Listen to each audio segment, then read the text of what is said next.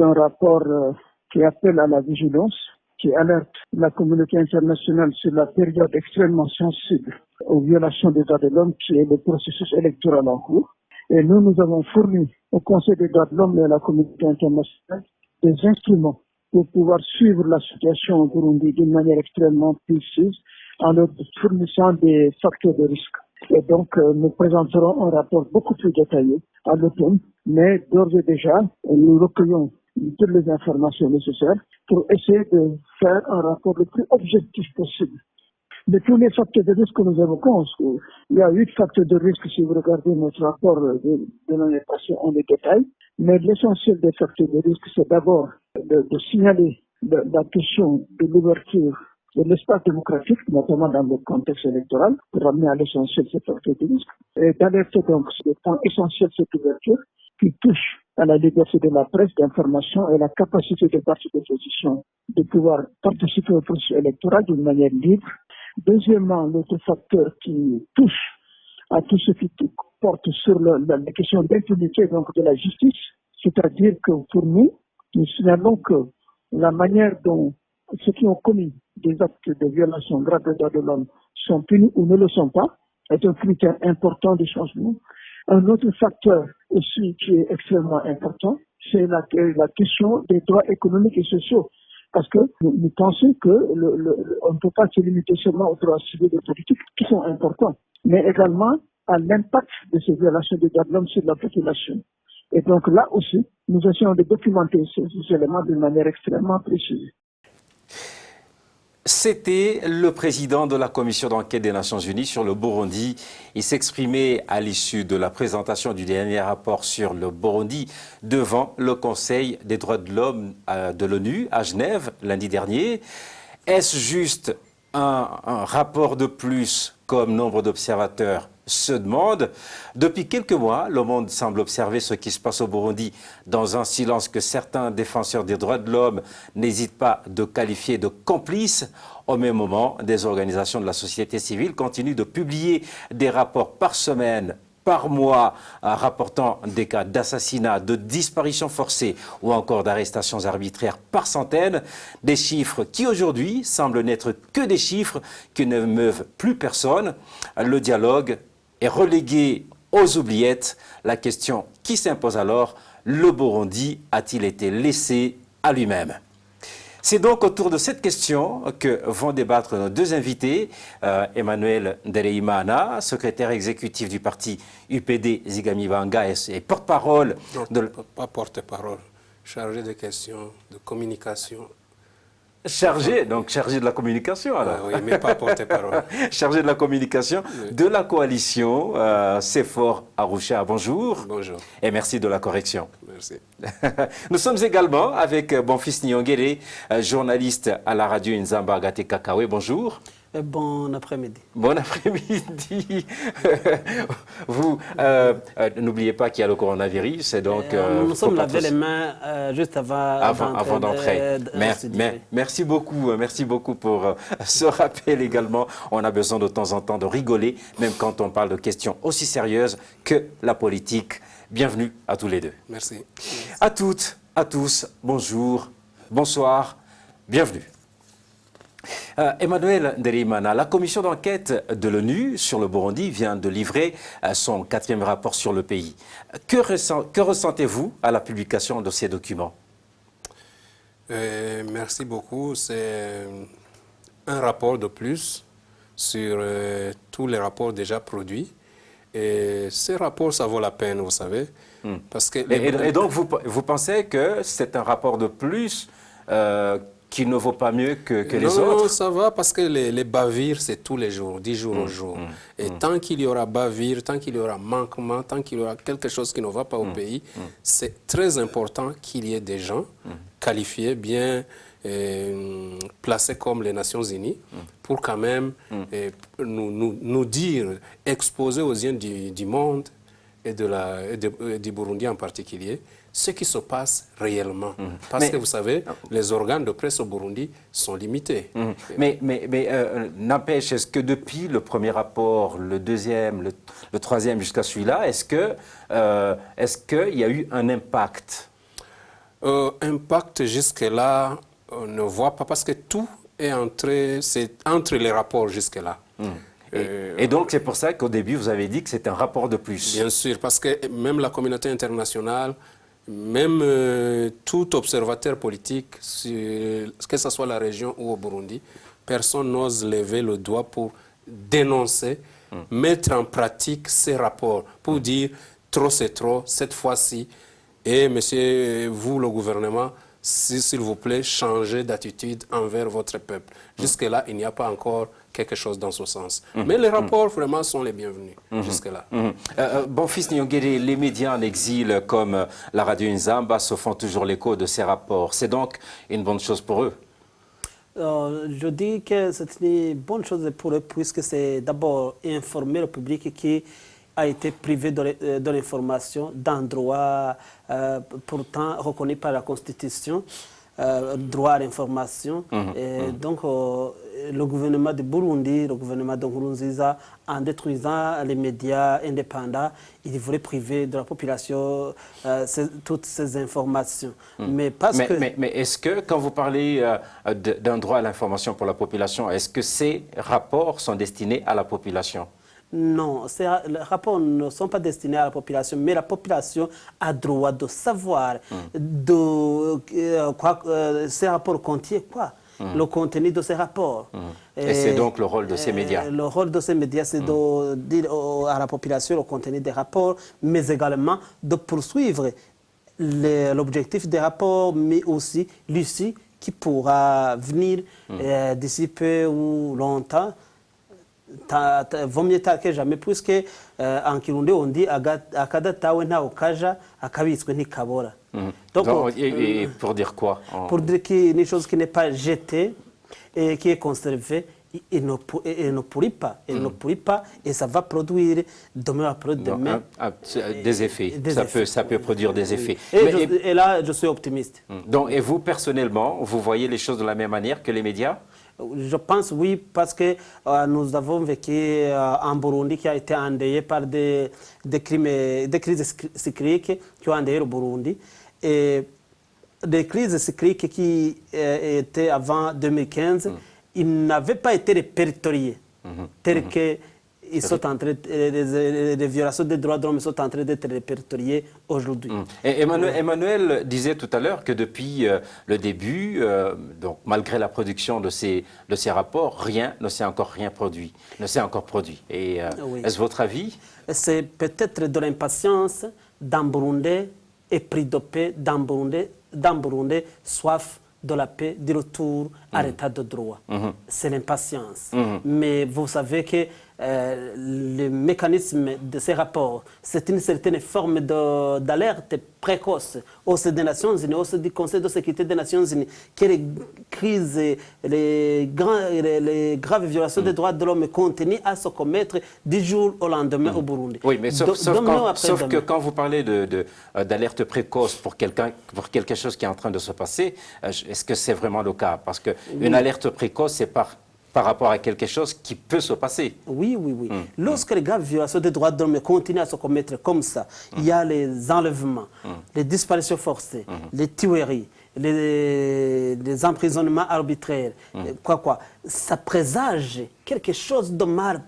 Vous voulez dire de pire que ce qui est en train de se passer? Qui pourra se produire. C'est pourquoi ces rapports est une forme d'alerte précoce au sein du Conseil de sécurité des Nations Unies. Mes chers amis, pointez votre doigt, votre œil sur le Burundi, puisque demain après demain... C'est exactement les mêmes termes que Doudou Diène a utilisé, le président de la commission d'enquête sur le Burundi. Il a dit c'est pour alerter la communauté internationale, les Nations Unies, et leur donner les outils nécessaires pour pouvoir suivre de près, avec précision, ce qui est en train de se passer au Burundi. Emmanuel, vous échangez certainement avec d'autres hommes politiques, d'autres femmes politiques, et surtout aujourd'hui que vous êtes dans une coalition qui rassemble beaucoup de formations politiques. Je veux dire autant sur les rapports de la commission d'enquête que sur ceux des autres organisations de la société civile comme ACAT, la Ligue ITK encore et SOS Torture. Qu'en disent-ils?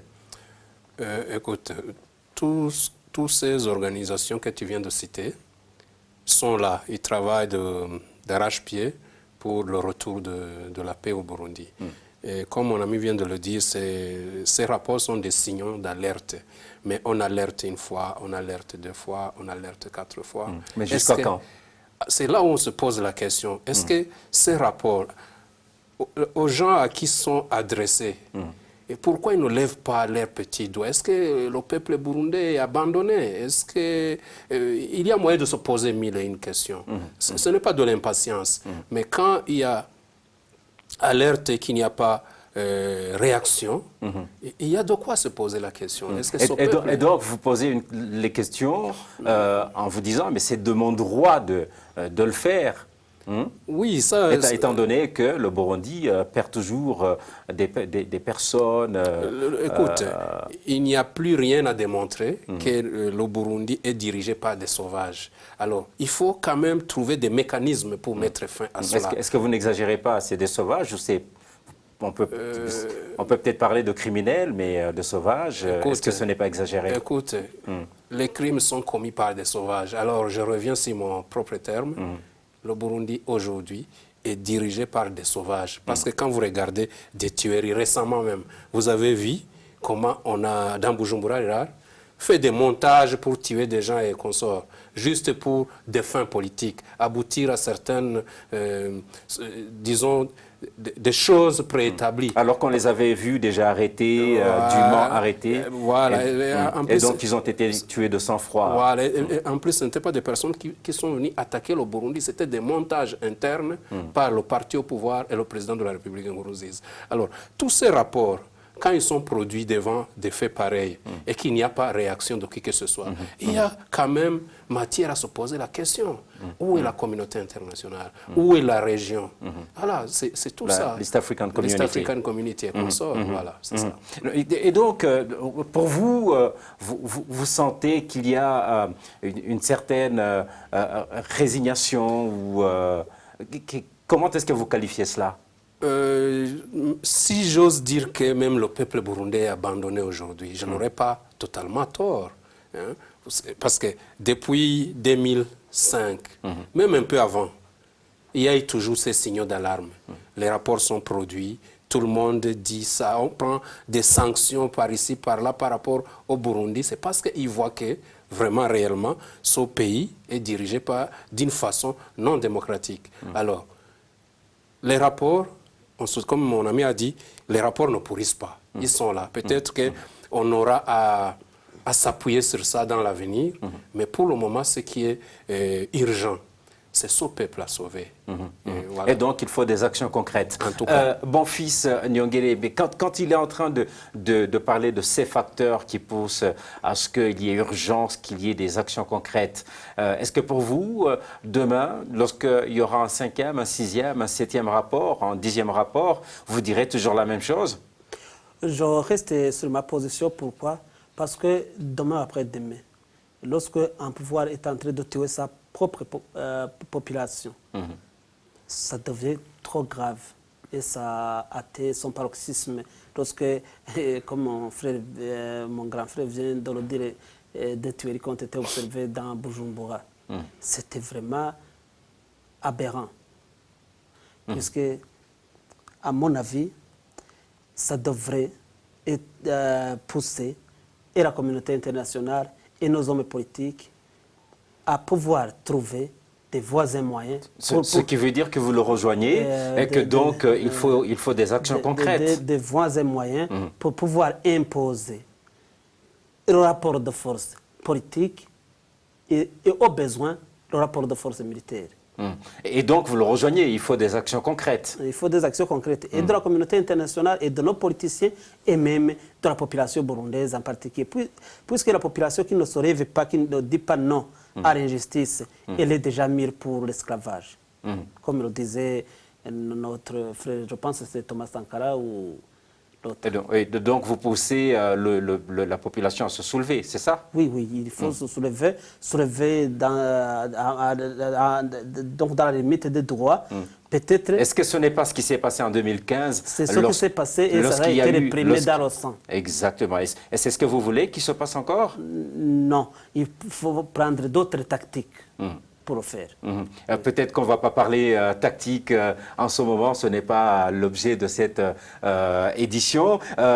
Emmanuel, ces rapports et donc ne rassurent pas beaucoup, visiblement. Faut-il les laisser tomber? Non, il ne faut pas laisser tomber. Il faut toujours pointer du doigt. Parce que le problème se trouve à quel niveau? Mais ne pas parler pour parler. Non, voilà, ne pas parler pour parler. Le problème se trouve à quel niveau? Le Burundi vit une situation qui dernièrement vivait le Sud-Soudan. Vous voyez, le Burundi vit une situation qui dernièrement vivait la Somalie. Et à ce moment-là, les organes des Nations Unies se sont levés pour secourir ce peuple. Et pourquoi pas le peuple burundais? Le peuple burundais a besoin d'un secours immédiat et il y a urgence. Ces rapports, ce sont vraiment des signes avant-coureurs qui parlent de l'urgence. Sinon, demain, ça sera trop tard. Mais vous donnez des exemples qui sont peut-être pas aujourd'hui les meilleurs, étant donné la situation qui prévaut toujours non, juste pour en dire Somalie, non, la situation qui prévaut toujours au Soudan du Sud. Oui, c'est juste pour dire qu'à un moment donné, dans ces pays, en se basant sur les rapports pareils, quand même, la communauté internationale s'est levée. Et pourquoi pas se lever aujourd'hui? Est-ce qu'on attend... Et donc, c'est un facteur positif, ne fût-ce que le fait que la communauté... Les rapports ne sont pas mauvais. Le problème se trouve aux côtés des gens, des organisations qui doivent se lever pour dire « basta, c'est fini, quand même, faisons quelque chose pour ce peuple qui souffre depuis des années ». C'est ça. Je rappelle que vous suivez le Club de la Presse, une émission qui est produite dans Synergie par la télévision Renaissance et la radio RPA Nzamba Agatekakawe. Aujourd'hui, nous parlons de l'impact des différents rapports produits sur la situation au Burundi. Et pour cela, nous sommes avec Bonfils Nyongere, journaliste à la radio Nzamba Agatekakawe, et Emmanuel Ndereimana, secrétaire exécutif du parti UPD Zigamibanga, et chargé de la communication de la coalition CEFOR Arusha. Bonfils, si les rapports n'apportent pas grand-chose, comme vous l'avez dit dans la première partie, pourtant vous avez dit que c'était important, est-ce que l'existence de la commission d'enquête a lieu d'être? Oui. À son importance. Elle a lieu d'être et c'est pourquoi chaque fois on demande à ce que son mandat soit renouvelé, puisque les violations des droits de l'homme continuent à se commettre au Burundi. Quand vous dites on, c'est qui on? Nous, personnellement, comme professionnels des médias, mais également nos chers frères défenseurs des droits de l'homme de la société civile, nous demandons à maintes reprises le renouvellement du mandat. Pourquoi? Parce que les paroles s'envolent, mais les écrits restent. Demain ou après-demain. Vous avez entendu le procureur de la Cour pénale internationale parler des mandats qui sont sous-serrés jusqu'au jour de l'interceptation des présumés criminels. Puisque aujourd'hui, lorsque on dit que ces rapports sont des rapports de plus, on dirait que l'on n'emboîte pas du pouvoir sanguinaire de Bujumbura de dire que tous ces rapports sont sans effet. Non, les rapports auront un effet demain ou après-demain. Même aujourd'hui, les rapports ont un effet puisque ça alerte les Nations Unies, ça alerte la communauté internationale et ça nous démontre, nous comme médias et la population, de quel danger est en train... Qui guette le Burundi. De quel danger qui guette le Burundi, oui. Et donc pour vous, quoi qu'il en soit, ces rapports sont quand même quelque chose d'assez important et qui donc, demain, après-demain, pourront aboutir notamment à ces procès dont vous êtes en train de parler. Oui, certainement. En parlant de silence frappant sur la situation au Burundi, ça nous ramène sur le processus de dialogue dont on ne parle plus depuis pratiquement des mois et des mois. est-ce que la résignation, peut-on parler d'une résignation totale, Emmanuel? Écoute, nous, notre cheval de bataille au sein de la coalition, c'est de chercher à tout prix comment ressusciter les accords d'Arusha, parce que les accords d'Arusha est un instrument. Vraiment, on l'avait déjà expérimenté peut-être 1 an ou 2 ans à l'époque, jusqu'à une certaine période avant que le président Nkurunziza cherche à multiplier les mandats pour lui, pour s'installer définitivement. Alors, si on parvient à trouver... Sauf que vous ne pouvez pas le ressusciter tout seul. Non, on ne peut pas, c'est ça. Nous travaillons à arrache-pied pour arriver à cela. Peut-être qu'avec ces rapports, les cris d'alarme que nous lançons aussi au sein de notre coalition politique se marient parfaitement bien avec ces rapports. Peut-être qu'un jour, les gens vont dire, oh, pour que vraiment ça aille au Burundi, il faut que les gens se retrouvent autour d'une table, parler des questions des problèmes du Burundi et trouver une solution. Ça sera vraiment une voie paisible pour sortir de cela. Concrètement, que fait la CEFOR Arusha? Concrètement, rien qu'un ou 2 exemples. Parce que ces rapports-là, ils sont produits à base de quoi? Nous avons des gens au Burundi qui témoignent de ce qu'ils sont en train d'endurer du jour au jour. Vous comprenez?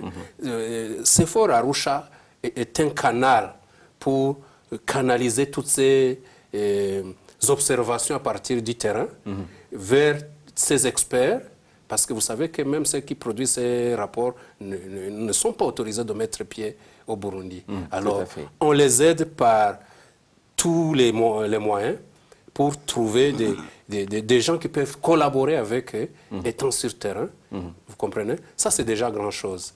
Sinon, même ces rapports ne verront jamais le jour. Sauf que ce que vous dites ne serait pas vraiment un avantage pour les Nations Unies, étant donné que les Nations Unies doivent être neutres. Ils sont neutres, oui, mais ils travaillent...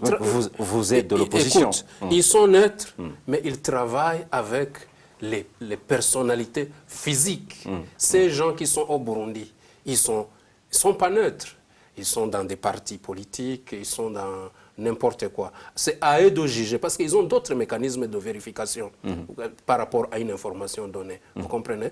Alors, nous nous rapprochons encore, surtout vers ces organes, la communauté internationale et tout, pour les faire comprendre qu'il est grand temps, s'il n'est pas encore trop tard, de nous faire asseoir avec ces gens qui sont en train de malmener le peuple burundais, enfin de mettre toutes les questions sur la table, les débattre et trouver un consensus. Voilà, c'est ça.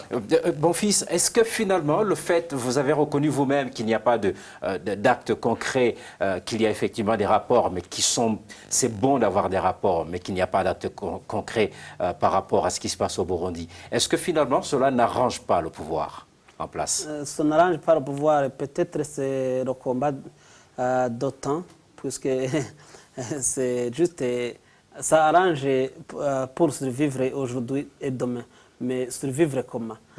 Survivre enfermé dans ce pays, ne pas voyager étant un président de la République, ne pas avoir des relations diplomatiques avec les voisins, avec la région, mais également avec la communauté internationale, c'est pas survivre. C'est par contre s'enterrer vivant. C'est s'enfermer. Et donc, vous voulez dire que le pouvoir est fait de zombies, hein, oui, de morts vivants aujourd'hui? Ce sont des morts vivants, des prisonniers à ciel ouvert. Puisqu'il y a la pauvreté qui bat son plein, il y a les déserts, il y a la malaria, il y a dernièrement, heureusement qu'on a relâché la femme qui était emprisonnée avec son enfant de moins de 2 ans, heureusement. Mais elle venait de passer presque 1 année en prison. C'est, disons, près de 200 jours quand même. 200 jours, oui. 200 jours, un peu plus de la moitié de... c'est plus de la moitié. C'est plus de la moitié d'une année. Puisque la moitié, c'est autour de 180 jours, oui. C'est plus de la moitié. Et voilà, même lorsqu'il y a des eaux de ruissellement qui emportent des vies humaines, qui emportent des inondations, les inondations, quoi. Ils ne peuvent même pas trouver de l'argent pour pouvoir canaliser les eaux. Mais ils trouvent de l'argent pour donner aux plénipotentiaires. Pour mettre les victimes à l'abri. Ils ne trouvent même pas de victimes, de l'argent pour mettre des victimes à l'abri. Mais ils trouvent de l'argent pour donner au président, offrir au président qui accepte ou ne pas accepter de quitter, pour pouvoir lui dire vous êtes guide suprême du patriotisme, vous allez avoir des milliards, alors que lui-même il sait que ces milliards n'auront pas lieu. Et donc pour vous, qu'il y ait des actes concrets ou pas, ça n'arrange pas du tout le pouvoir. Le pouvoir est mal en point. Le pouvoir est mal en point, sauf qu'il est sauvé par les missions de maintien de la paix des Nations Unies au sein de la MINUSCA et de la MISOM, qui est financée par l'Union européenne, mais également par les peu de moyens qui touchent sur l'exploitation des minéraux. Le terroir de Gakara et l'or de Tchiltor. Et donc, ce sont des facteurs de survie pour le pouvoir. Mais par contre, ça ne devrait pas être les facteurs de survie, ça devrait être les facteurs de développement ou les leviers de développement lorsque ce serait un gouvernement stable avec toute la stabilité. On aura certainement le temps de faire une édition sur ce sujet-là. Emmanuel, on tend vers la fin de cette édition. Que faire? Alors, que faire? Il est grand temps que ces rapports, comme nous disions avec notre ami, sont considérés comme des signaux d'alarme. Il est grand temps que tout le monde qui se sent impliqué dans la question burundaise, quand même, cherche à organiser les concernés, le pouvoir et l'opposition, se retrouver sur la table de négociation. Donc le maître mot, c'est le dialogue inclusif. Le dialogue inclusif. Ce serait vraiment une voie de sortie pour le peuple meurtri depuis des années. Au-delà du fait que ce soit juste un souhait, quel espoir que cela se produise effectivement? C'est une question de temps, ça viendra. Oui, on a espoir.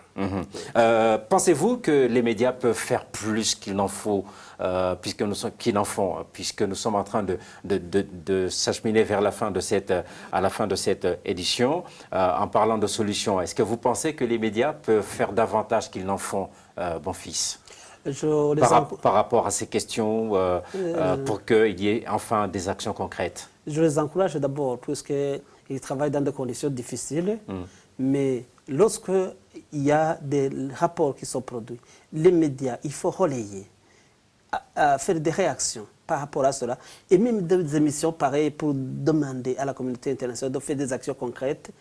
Je pense que... Vous voulez dire comme celle que nous sommes en train de faire, oui, comme cette édition? C'est l'édition qui est bien pensée. Et d'ailleurs, nos auditeurs, ce ne sont pas seulement les Burundais qui ont été privés de l'information. Même la communauté internationale nous suit sur les sports médias, différents sports médias que nous diffusons, sur lesquels nous diffusons. Et donc, c'est sur ces propos d'espoir que se termine cette édition du Club de la Presse. Merci à nos invités, Emmanuel Ndereimana, secrétaire exécutif du parti PDS Ganyibanga et chargé de la communication de la coalition CEFOR Arusha, et Bonfils Nyongere, journaliste à la radio Inzamba Kakawé. Merci à tous les deux. Merci.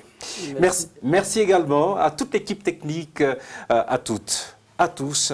Je vous donne rendez-vous la semaine prochaine pour un nouveau numéro du Club de la Presse.